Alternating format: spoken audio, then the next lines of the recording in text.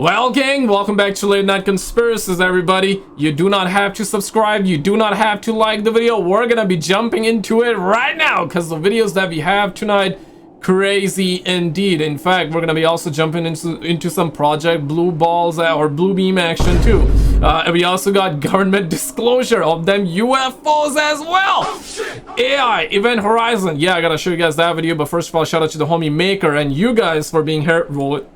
Saturn rings refers to a theory suggesting that Saturn's iconic rings are not natural formations, but please don't say aliens, man. But artificial constructs created by an advanced alien civilization. Proponents point to the rings' precise geometry and unusual composition as evidence that they may be too perfect to have formed naturally. Some researchers claim to have identified anomalous objects within the rings that could be interpreted as artificial structures or spacecraft. The theory proposes that the rings might serve as a massive solar energy collection system or an interstellar communication device. So there was something to do with the moon too, right? If I remember correctly, was it Buzz Aldrin? Correct me if I'm wrong, but there was one of the astronauts that did mention, and he was indirectly hinting at aliens, this, that, the other, and he mentioned either moon of Jupiter or moon of Saturn.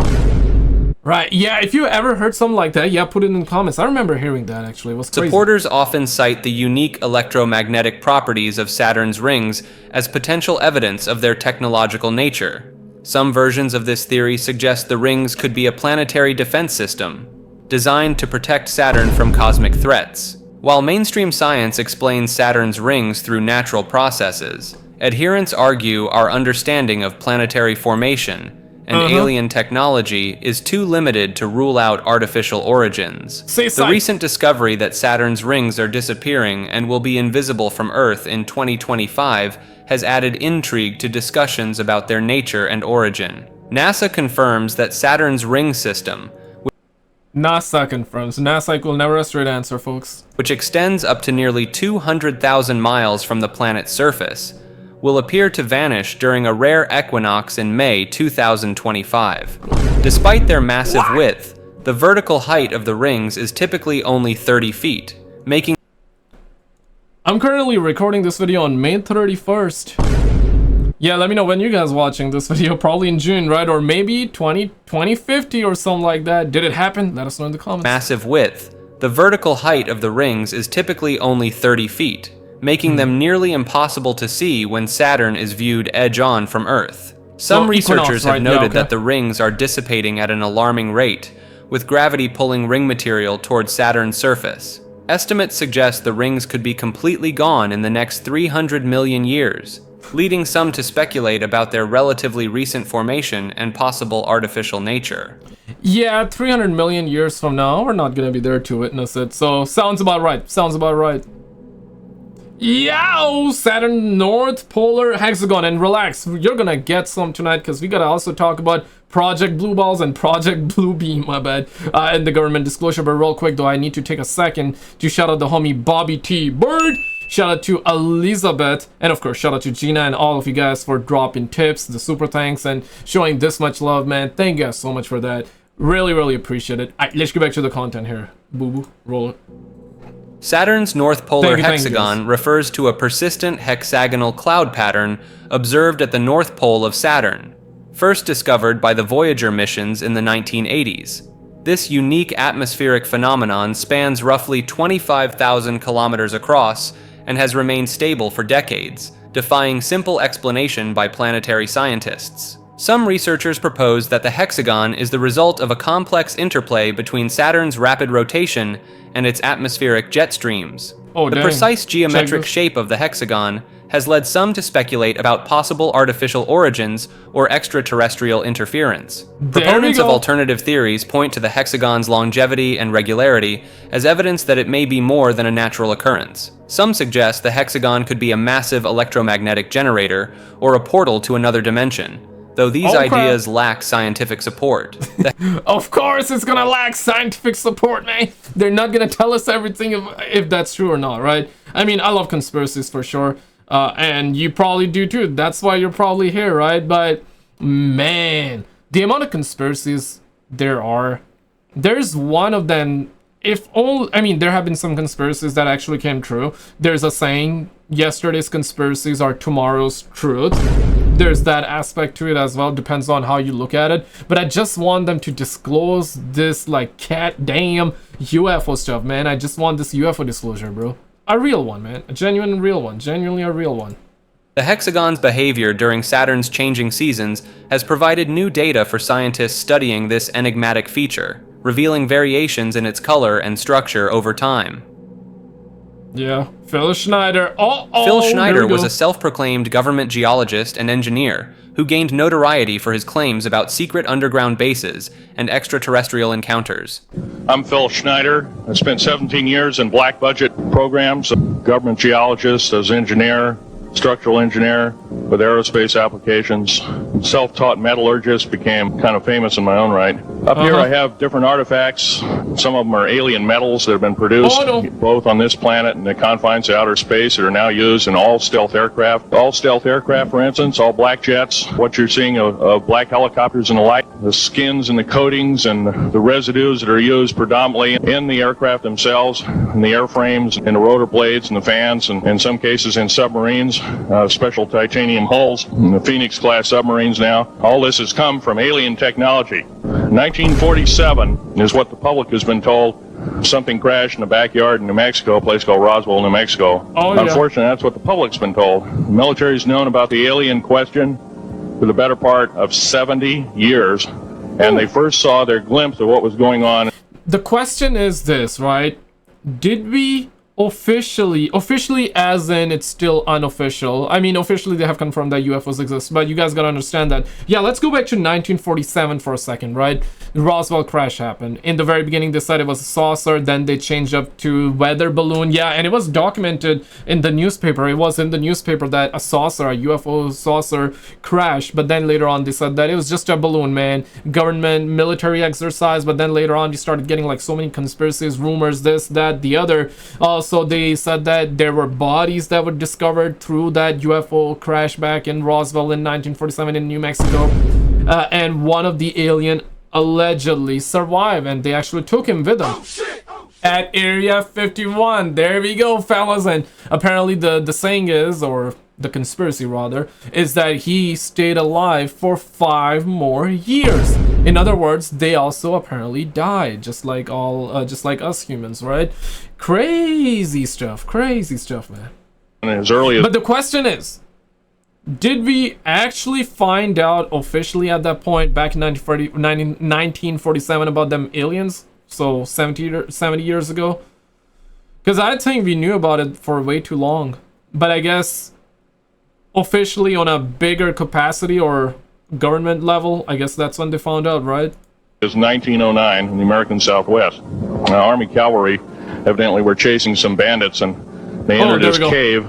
They were holed up in a cave, and what they found in there was flying discs and little gray guys and all kinds of weird things, and they didn't know how to explain that, and they wrote them down as best they could, and it's been in secret archives ever since. Schneider asserted that he was involved in the construction of deep underground military bases across the United States. He claimed to have participated in a violent confrontation with alien beings during a base construction project in 1979, resulting in a chest wound and the loss of several fingers. Schneider's lectures and interviews detailed alleged government knowledge of alien presence on Earth and advanced technologies kept hidden from the public. He spoke about the existence of gray aliens and their supposed cooperation with certain government factions in underground facilities. Supporters of And recently they also, and this happened during a Congress meeting, this is like very recent, and I spoke about it a couple of times already, but we're just gonna mention it real quick. So one of the whistleblowers said that the Greys are here, the Nordics are also here, the insectoids, the mantis are here, and also the reptilians. Yeah, he said that they are real now, allegedly, right? Schneider's claims point to his technical knowledge and the specificity of his accounts as evidence of their authenticity. Schneider's mysterious death in 1996, officially ruled a self-deletion, has led some to speculate that he was silenced for revealing classified information. Very ironic that he was actually... SCPs are real refers to the belief that the fictional entities and phenomena described in the collaborative writing project, known as the SCP Foundation, actually exist in our world. Proponents of this theory argue that the SCP Foundation website serves as a covert method of disseminating real information about anomalous objects and beings under the guise of fiction. Some believers point to the detailed and often scientifically plausible descriptions of SCPs as evidence of their potential reality. Supporters claim that certain unexplained events or mysterious disappearances could be attributed to SCP entities or Foundation containment operations. The theory suggests that the crowdsourced nature of the SCP project allows genuine insider information to be mixed with fictional accounts, obscuring the truth. Some adherents... Is it like related with the 411 missing situation, or this is different? I sense it's different, but... believe that the SCP Foundation itself, or a similar organization, actually exists to contain and study anomalous phenomena. Alleged sightings of an entity matching the description of the SCP-96, also known as the Shy Guy, have been reported in real-world locations. Believers claim that encounters with a tall, pale humanoid creature exhibiting extreme distress when viewed directly align with the SCP Foundation's description of SCP-96. Some reports describe a being with disproportionately long arms and a hairless, emaciated appearance, matching key features of the fictional entity.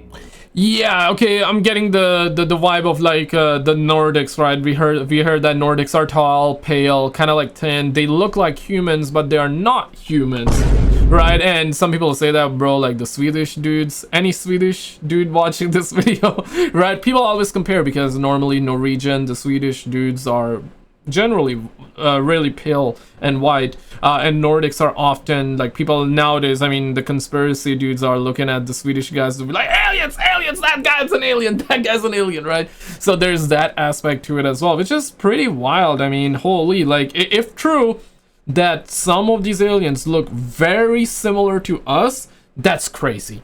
And it's also been said that you might have came across, maybe there was an alien that was walking on the road across from you or right aside from you, and you just didn't even know. You just didn't even know because they look so much like us. Only one of their kind looked like us. That's one of that's a couple of whistleblowers. Like few whistleblowers have already said shit like that. So is it true? Is it not? I mean, I couldn't tell you about it. Proponents of these sightings often point to unexplained disappearances or deaths in areas where the creature was allegedly seen, suggesting its anomalous and deadly properties. The theory posits that the SCP Foundation's description of SCP-96 is based on a real anomalous entity, with the fictional element serving as disinformation to discredit genuine encounters.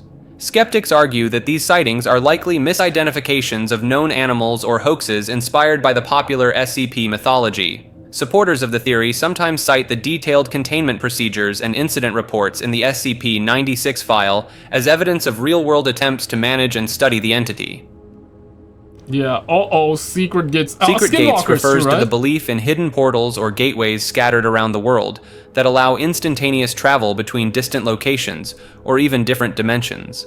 Proponents of this theory claim that certain ancient structures, natural formations, or modern buildings house these concealed passageways. Some believers point to unexplained disappearances of people in specific areas as evidence of individuals accidentally stumbling through these gates. The theory... I do remember watching like a video from Mr. Ballin a while back. He was talking about like a guy. There was a very famous story where a guy just was doing what he was supposed to do, and all of a sudden he started seeing people wearing like old ass clothes, and then later on, I mean, it's a story. Is it real? Is it not? Yeah, couldn't tell you, right? But as he progresses, he finds out that he has been time traveled to the past. And then somehow bizarrely he comes back. Yeah, that's kind of like the story, but also there was another, in recent years, the MH370 flight, you know, it's also has been linked with the portals, this, that, the other, like UFOs, this, that, the other, which I don't necessarily buy into, but yeah, there's a whole lot of that too with the flight MH370. He often incorporates elements of ley lines, suggesting that these energy pathways connect the secret gates and power their transportation capabilities. Supporters argue that governments or secret societies are aware of these gates and use them for covert operations or to access hidden knowledge. Some versions of the secret gates theory propose that they are remnants of advanced ancient technology, left behind by a lost civilization or extraterrestrial visitors. Believers sometimes cite unusual electromagnetic readings or gravitational anomalies in certain locations, as potential indicators of nearby secret gates. Oh, dang.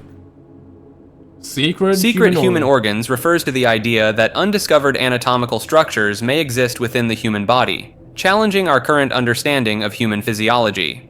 This concept gained credibility in 2020 when scientists discovered a previously unknown organ deep inside the human head, where the nasal passages meet the back of the throat. The newly found structure is believed to be a fourth pair of salivary glands, marking the first discovery of a new human organ in approximately 300 years. Researchers identified this organ while studying patient scans, noticing an unknown structure in the nasopharynx that didn't fit prior anatomy. Holy shit, yeah, this one. Okay, so I remember seeing this go viral.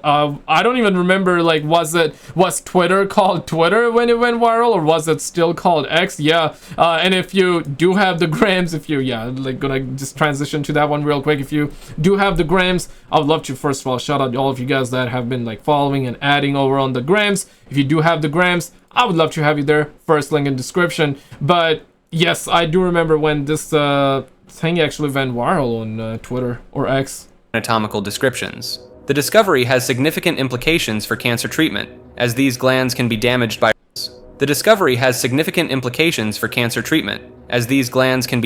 radiation therapy, leading to severe side effects like dry mouth and difficulty swallowing.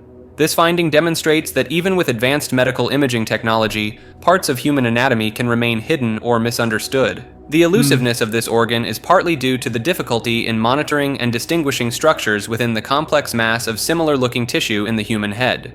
Scientists were able to identify this structure by noticing small areas in cadavers that showed evidence of fluid pass-through, similar to tunnels in an ant farm. This discovery suggests that other unidentified structures or organs may still exist within the human body, waiting to be uncovered by future research and improved imaging techniques. The existence of such a significant anatomical feature remaining undiscovered until recently lends credence to the idea that our understanding of human anatomy is not yet complete.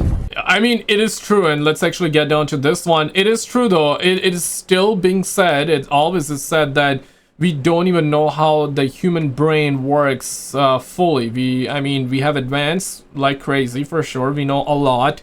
Medicine has advanced, and we're always are improving our systems and finding new stuff out. But even to this day, we don't know how the brain fully functions, which is crazy. I mean, yeah, like, say whatever. I mean, of course you guys believe in conspiracies, so some of you guys just watch it for fun, some of you guys don't believe it, some of you guys believe in this, that, the other, some of you believe in some of you don't believe in other. Yeah, whatever. The point that I'm trying to make here is that we all got, like, our belief system, but the saying is that, yes, we want to go explore the stars, but we still don't know what is deep down in our oceans. And more so than that, I mean, we don't even know, like, how the brain fully works, right? Like, yeah, it's crazy. I mean, we still don't even know, like, what dreams are. Yes, like, some of you are probably going to be able to give your answers, your opinions, or your answers based off of your faith. But I mean, as in, like, of course, I'm a religious dude too, but I mean, as in objectively, right? Like, we don't know what dreams mean objectively. Is it like, are we like going in a different dimension? Is it our brain playing that? Are we just like experiencing whatever? Is it like a different reality, or is it just like, like your subconscious being active at night and just playing things based off of your years of experience being on this planet that you have absorbed, your subconscious have absorbed through your just navigating the planet, right? Like interacting with people and going around.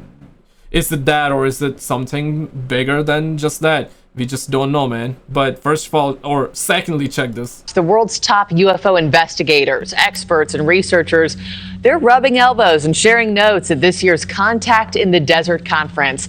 This year's theme is Event Horizon, focusing on what's to come for humans and how artificial intelligence will play a big role in shaping our future.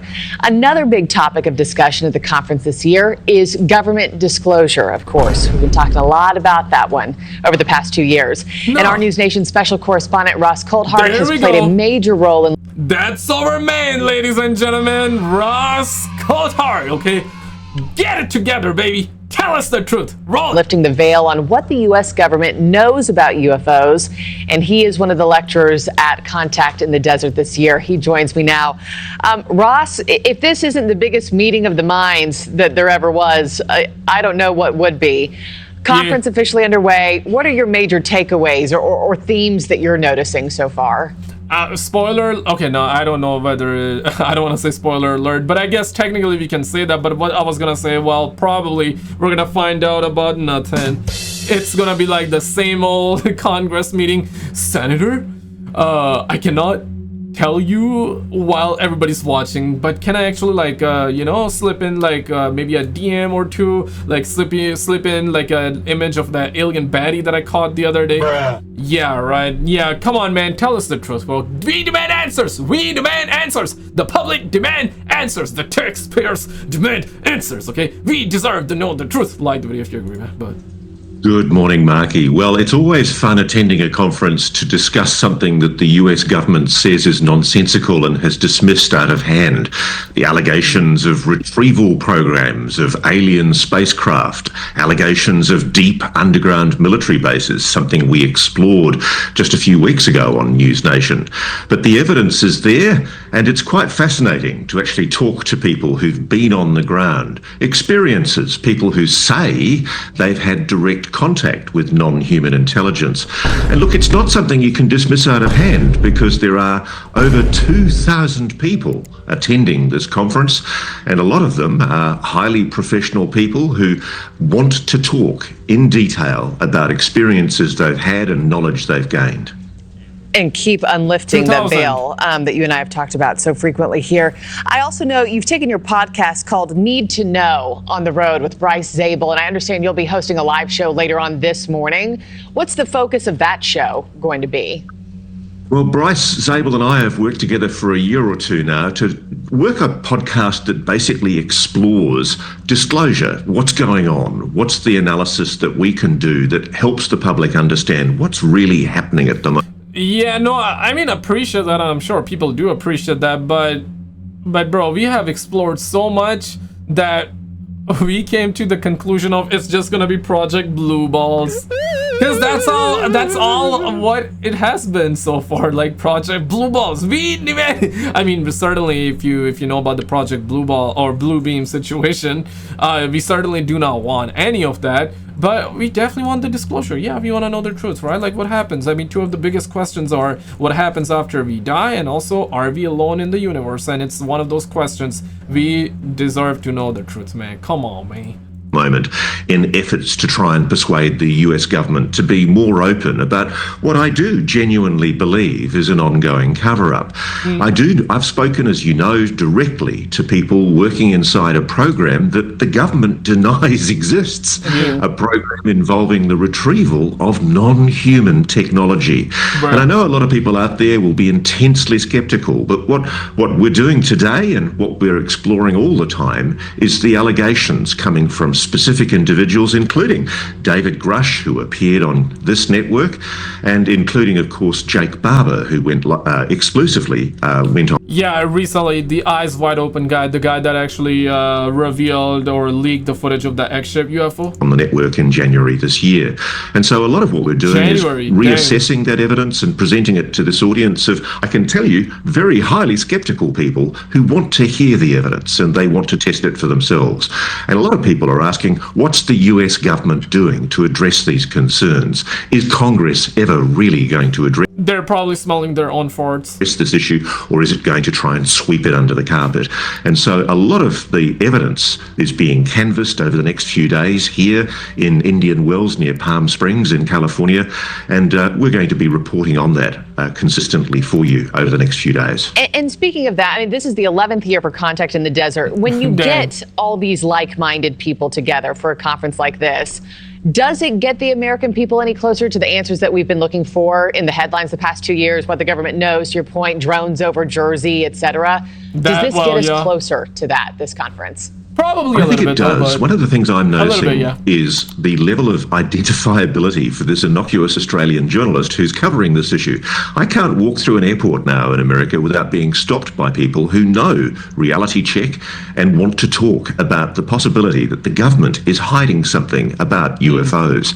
There's a much greater degree of engagement. There's no longer the ridicule and the stigma from members of the public. A lot of the media continues to treat it like a joke, but frankly, a lot of the public don't. They want serious journalism into this, and that's what we're trying to do for them. Yeah. Now, shout out to Ross and NewsNation for sure. I feel like NewsNation is the only channel that is that big covering the stuff, and yeah, we definitely demand answers. But did you see this video though? Apparently they are saying that they recovered a UFO. And yeah, they also did like a city scan of a UFO that they recovered, and they found that something was actually inside of it. And we got like a couple of other clips as well. Click on this video on the screen and I'll see you right there.